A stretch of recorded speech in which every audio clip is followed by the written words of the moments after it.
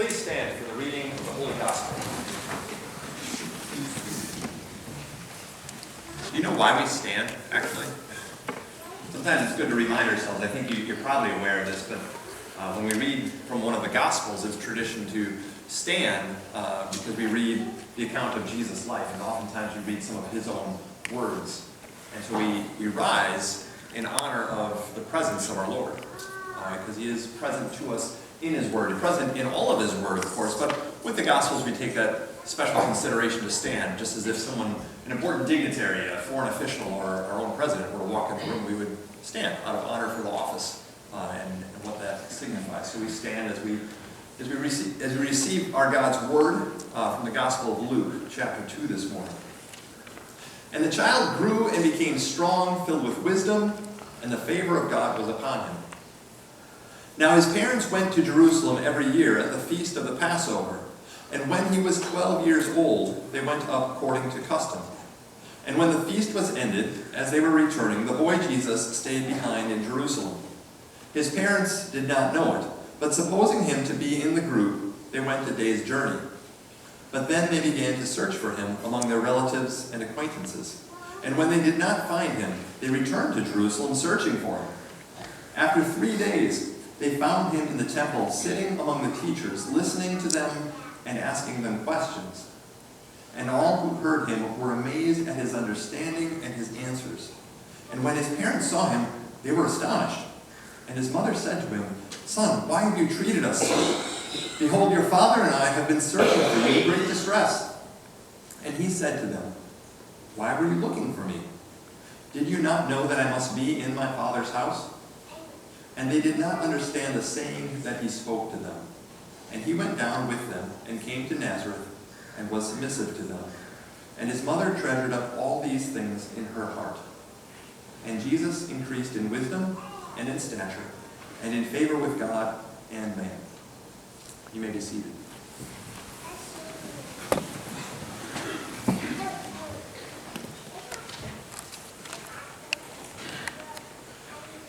It's amazing what happened at Christmas. And so over this week and next week, we get to, in a sense, unwrap and unpack that gift of Christmas and realize that what was promised to come at Christmas, what was promised to be delivered in that sense, has definitely been delivered to us. We have a confirmation of sorts in the two stories that we look at this week and next week. And so I'm going to talk about the story we just heard from Luke's Gospel, actually. But before we get to that, a story from my own life. When I remember as a kid, each fall our family would go to the county fair. And it was always an interesting experience for me as a child, and through my eyes, because I'd been to the fairgrounds at other times of the year, mostly for a couple of stock car races usually. We'd go on a Friday night and they had a dirt oval and you'd watch the cars race around. But the fairgrounds themselves, other than the grandstand and the little stand where they sold like sodas and beers and grilled cheese sandwiches, that's what I remember eating as a kid, like the rest of the fairgrounds were empty.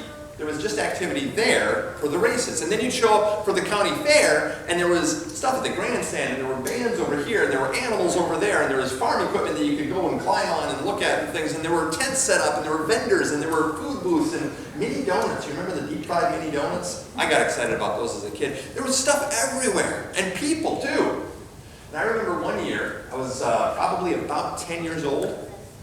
I got separated from my parents.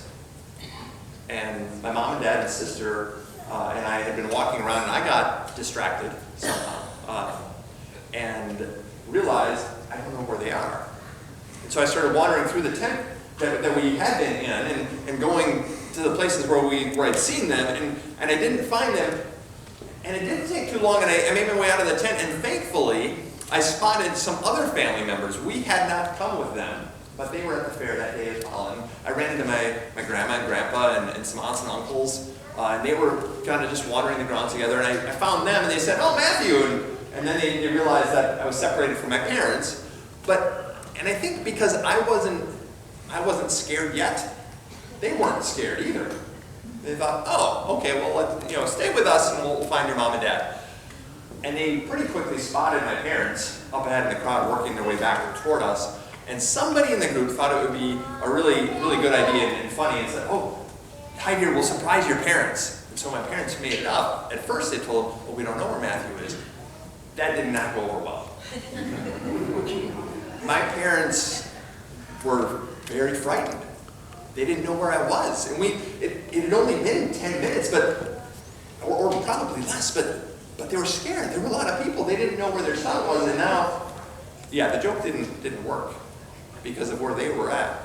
Now imagine Mary and Joseph have been searching for 3 days. Not just 10 minutes. 3 days searching around Jerusalem for their son. That's the setting of the story that we have today.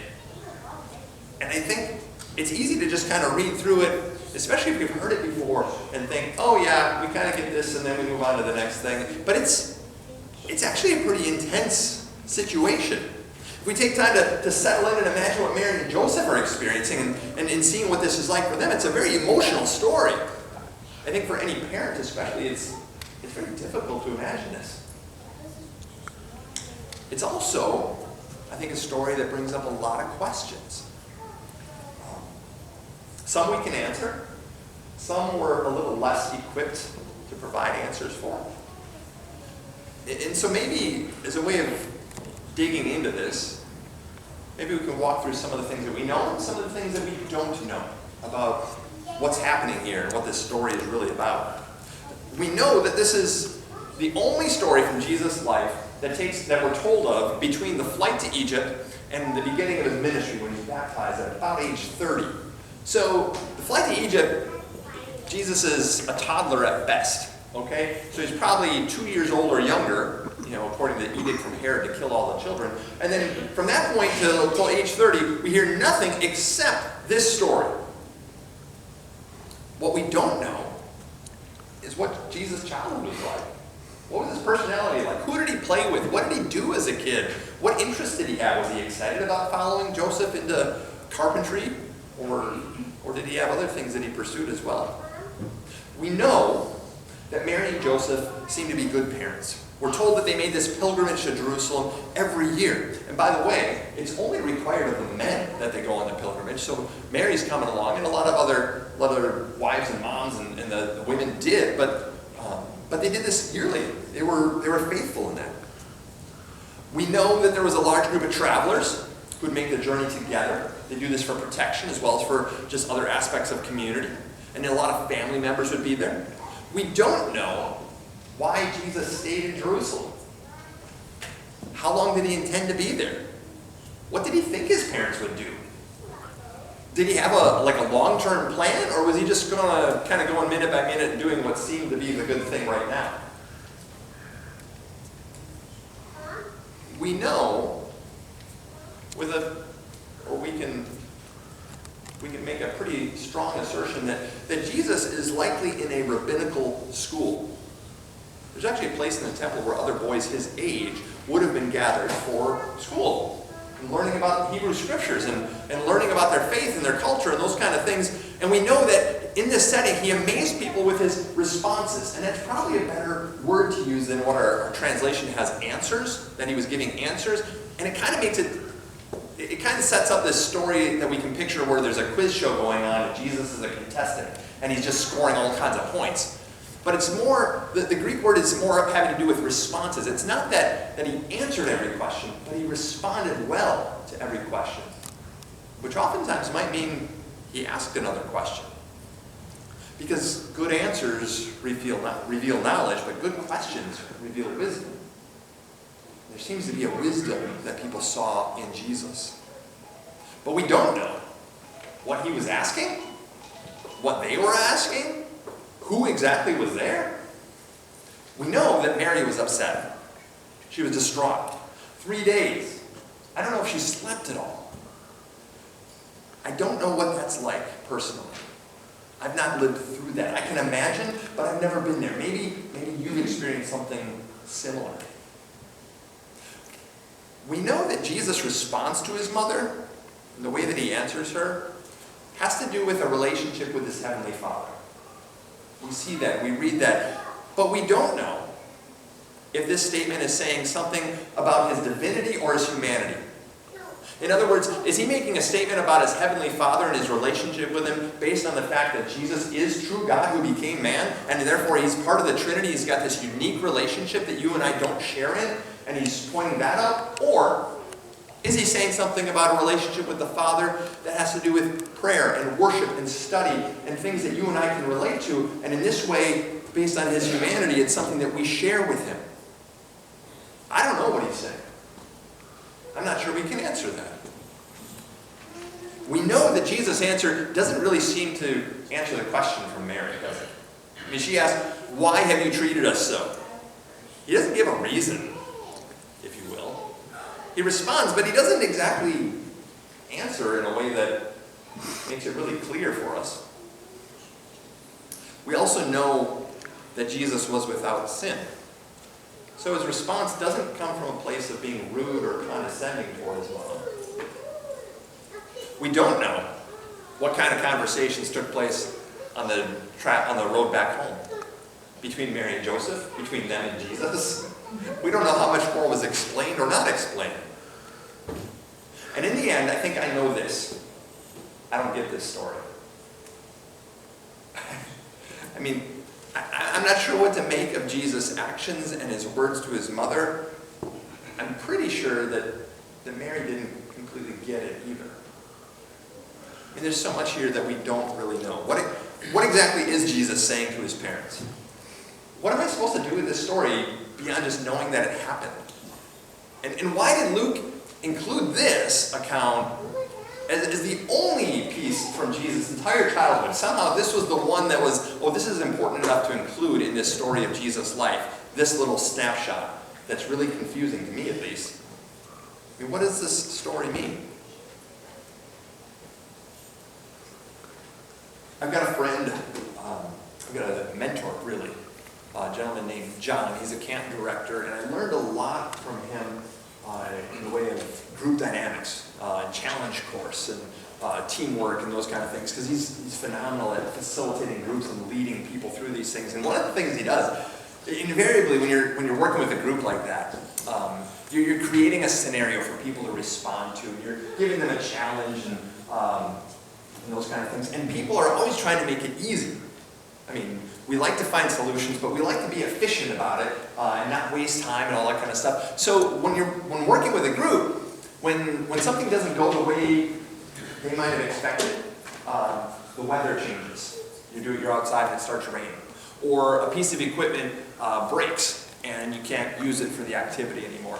Invariably, there's somebody in the group who kind of has this thinking, whether they say it or not, that, well, that happened. Well, now we can't finish it. We just have to be done, right? We don't have to struggle through this anymore. And they would ask the question, they'd say, so what does that mean? And John has this great response that I learned from him. He said, and he wouldn't exactly answer the question per se, but he'd say something like this, do you think life is sometimes like that? And it was his way of saying, sometimes it's difficult, sometimes things get hard. That doesn't mean you get to ignore the rules. It doesn't mean you get to ignore what's happening. Sometimes life is like that. Sometimes life doesn't go the way we expect, and sometimes we don't get all the answers that we want to get. This story kind of fits that category. We don't get all the answers we want to get. And I think sometimes life is like that. The story is difficult, but it doesn't mean that we get to ignore it.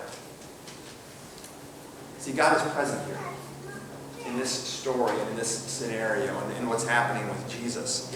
This is His Word, and there's something that He's telling us. There's something He's showing us. And just because I don't get it, just because I don't get answers to all my questions, doesn't mean that I get to ignore it or move past it or just go to the next thing that I can read.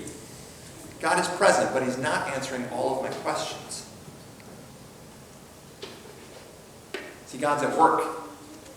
He's at work in this story, and I've got confirmation of that, and I've got questions.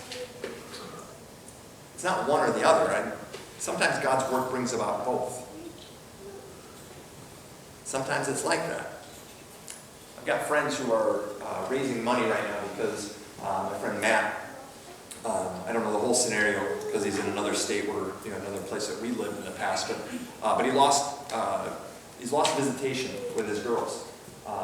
And I don't think, I don't know all the pieces, but But he and his current wife are working through this process and working with a lawyer and trying to raise money to afford a lawyer so that they can win back some visitation rights and go through these things. And God is at work within that. And I've seen them posting and telling some of the story and the way people have stepped up to help and support their family financially and such. And yet, with a deadline coming tomorrow morning, they're a little bit short of that goal of having enough for the retainer for a lawyer. Not only that, but even meeting that goal is kind of the first step in what could be a lengthy legal process. And so they're celebrating what's already happened, and they can see where God is present and he's at work, but they still have a lot of questions. There's some confirmation, but there are a lot of questions too. Well, our family was in Texas before taking the call to come here a year ago. We had embarked on this journey, really felt led by God, and doors opened up within our church network and such. We started a church called Cornerstone, and one of our goals was to raise up neighborhood missionaries. That was kind of the heart and soul, to raise up those who would share Jesus in their neighborhoods, in their homes, in the places where they already were. And so we worshiped in homes, and we did a lot of activities to kind of encourage that and to shape people, and we saw some really great things happening. We saw people come to faith.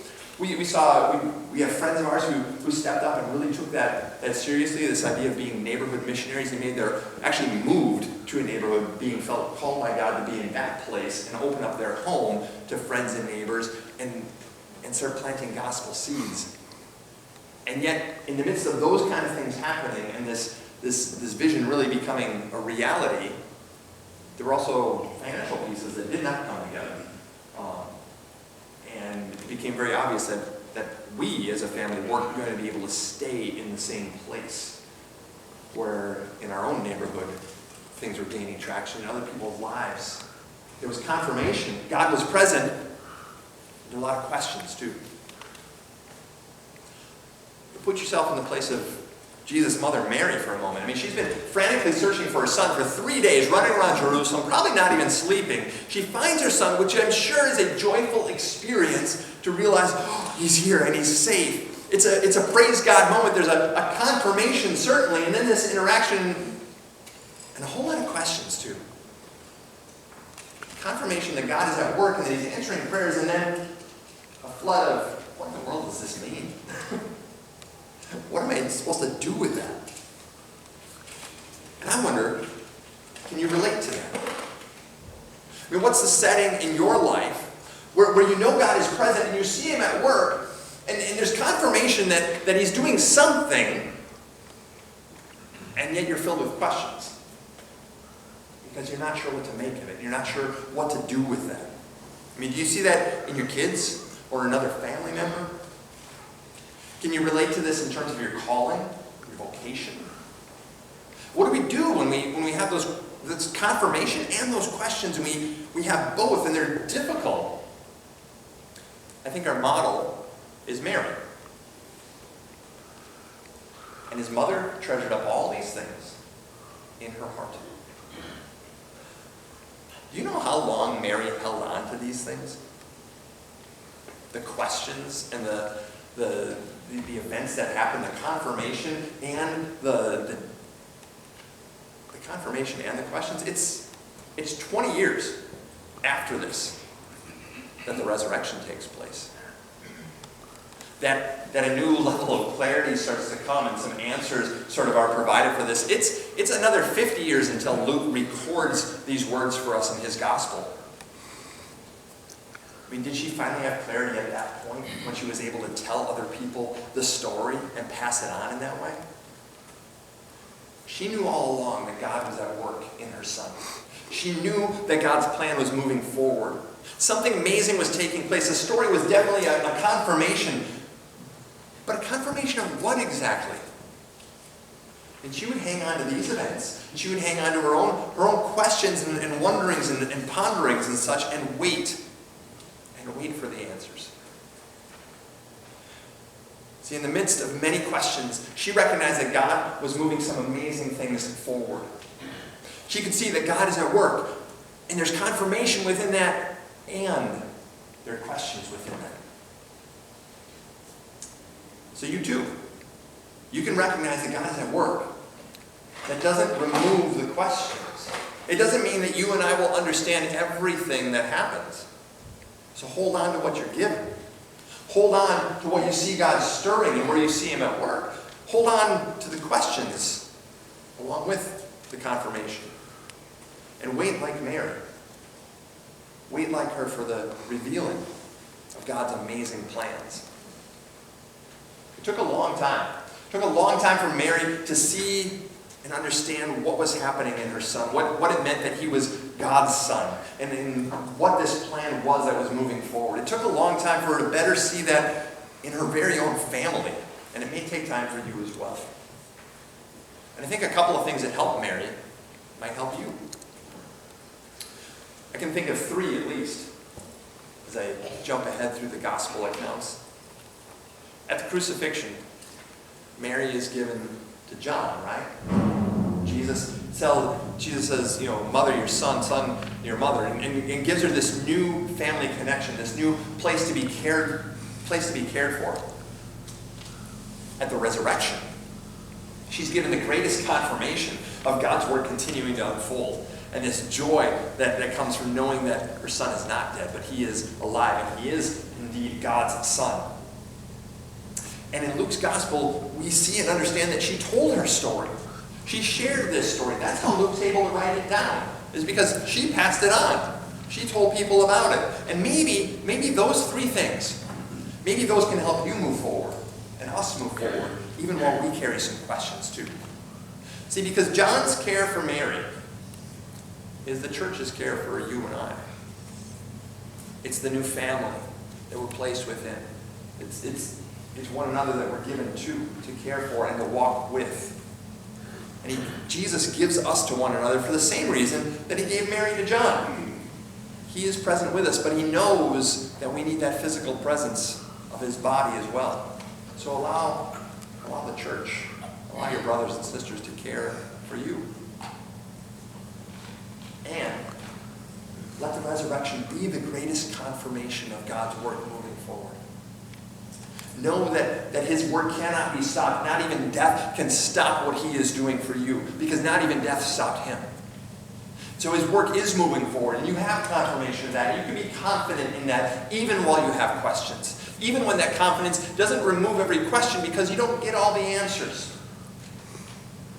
Rest on that assurance of His power, of His plan, of His movement. And like Mary, tell your story. Share where you see God at work. Share where it's difficult. I mean, this was not an easy story, I'm sure, for Mary to hold on to and to revisit. It was a tough moment in her life. There's value in sharing that. There's value in sharing for the one who shares. There's value for each of us who gets to hear this story too. We're all sitting here hearing Mary's story this morning. And there's something really good in that. And there's something we can learn from that.